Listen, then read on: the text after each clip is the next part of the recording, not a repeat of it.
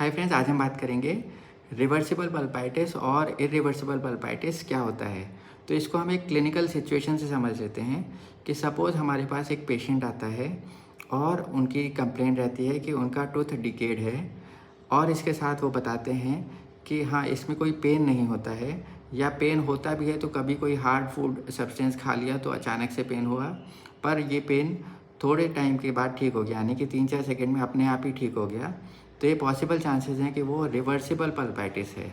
लेकिन अगर पेशेंट बोलता है कि उसका टूथ डिकेड है लेकिन पेन भी अचानक से उठ जाता है और बहुत लंबे समय तक रहता है और ये तभी ठीक होता है कि हमने कोई मेडिसिन खाई, उसके बाद ही ये ठीक हो पाता है, वरना ये ठीक नहीं होता है। तो पॉसिबल चांसेस हैं कि वो इरिवर्सिबल पल्पाइटिस है। अब ये हो गई बातें पेशेंट की हिस्ट्री से, जो पेशेंट ने हमें बताया। अब हम पेशेंट को डेंटल चेयर पे बिठाते हैं और उनका ओरल एग्जामिनेशन करते हैं। तो अब हम देखते हैं कि डीप कैरीज दोनों कंडीशन में है।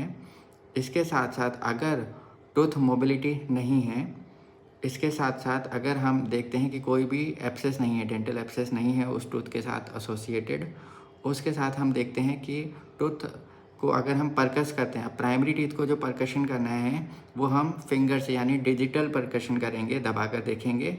तो अगर पेन नहीं होता है तो पॉसिबल चांसेस हैं कि वो रिवर्सिबल पल्पाइटिस है।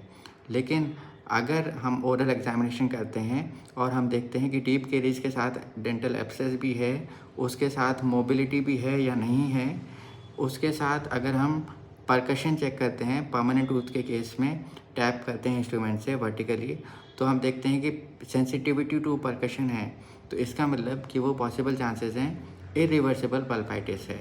ये हो गया ओरल एग्जामिनेशन जो हमने किया। अब हम पेशेंट का सजेस्ट करते हैं कि एक एक्सरे ले लिया जाए, डेंटल एक्सरे।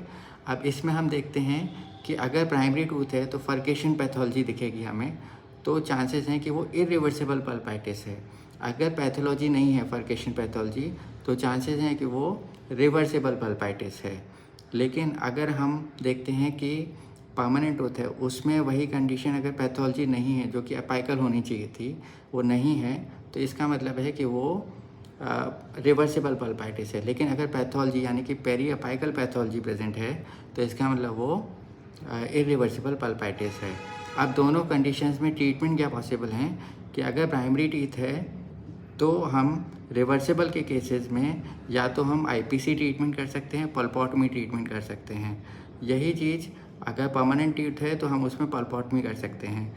अगर यही चीज़ हम देखते हैं कि इरिवर्सिबल पल्पाइटिस है तो हम या तो पल्पेक्टमी, रूट कैनाल ट्रीटमेंट, नहीं तो एक्सट्रैक्शन।